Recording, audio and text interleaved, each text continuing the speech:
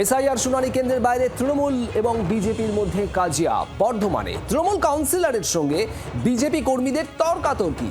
বর্ধমান জেলা শাসকের দপ্তরের শুনানির সময় তুমুল গোলমাল। তৃণমূল কাউন্সিলর সনৎ বক্সী তার সঙ্গে বিজেপি কর্মীদের রীতিমতো বচসা শুরু হয়।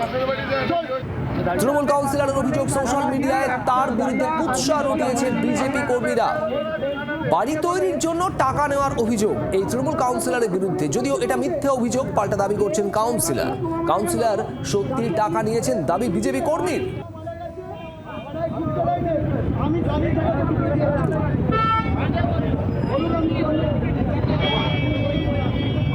অরূপ লাহা আমাদের প্রতিনিধি রয়েছেন। অরূপ, শুনানি কেন্দ্রের বাইরে এরকম বচসা ঠিক কি কারণে? দেখো, সপ্তাহখানেক ধরে বর্ধমান সহ গোটা রাজ্যেই শুনানি চলছে এবং আমরা যেটা দেখতে পাচ্ছি যে শুনানি গ্রহণ কেন্দ্রের সামনে একটা আতঙ্কের পরিবেশ। মানে যারা শুনানি গ্রহণ কেন্দ্রে আসছে তারা যথেষ্ট হয়রানি হচ্ছে। কিন্তু কালকে দেখলাম অন্যরকম চিত্র। শুনানি গ্রহণ কেন্দ্রের সামনে অর্থাৎ জেলা শাসকের সদর দপ্তরে বর্ধমানে শাসক দল অর্থাৎ তৃণমূল কংগ্রেসের কাউন্সিলর সনৎ বক্সীর সঙ্গে রীতিমতো বচসায় জড়িয়ে পড়লো বিজেপি কর্মীরা।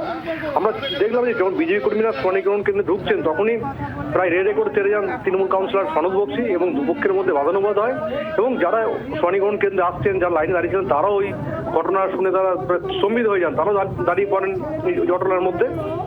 তারপর যখন এবং দুপক্ষই দাবি করে একে অপরের বিরুদ্ধে, সনৎ বক্সীর বিরুদ্ধে যেটা বিজেপির দাবি যে ওই এলাকার যে বাড়ি করতে গেছে এই বিজেপি কর্মীর কাছ থেকে টাকা নিয়েছে, তার মাকে মারধর করা হয়েছে। অন্যদিকে পাল্টা দাবি হচ্ছে সনৎ বক্সীর যে এই বিজেপি কর্মীরা মদ্য অবস্থায় তার বিরুদ্ধে সামাজিক মাধ্যমে অকথ্য ভাষায় গালিগালাজ করেছে, তার বিরুদ্ধে মিথ্যা কথা বলেছে। এই নিয়ে দুপক্ষের মধ্যে যখন ঝামেলা হয় তারপর সনৎ বক্সী নিজে বুঝতে পারেন যে ব্যাপারটা খুব খারাপ দিকে যাচ্ছে, কার্যত তিনি পিছু হটে। অরূপ, ধন্যবাদ। আর এই নজিরবিহীন কাজিয়ায় তৃণমূল এবং বিজেপি দুতরফের তরফে কি বলা হচ্ছে শোনা। কিন্তু আমি হঠাৎ দেখলাম একটা ছেলে আমাদের কিছু পার্টি কর্মীকে মেরে মাথা ফাটিয়ে দিয়েছিল 2021 সালে ইলেকশনের আগে, এবং সে মেরে ওরা ঘর থেকে বেরিয়ে গেছিল আর ভয়ে এলাকায় ঢোকেনি। ওনার ঠাকুমা মারা গেল, আমি নিজে বললাম বাদাকে যা হয়েছে হয়েছে বাদ দে, এলাকার ছেলে ভুল ভ্রান্তি করেছে, ঘরে ঢুকিয়ে দিয়েছিলাম।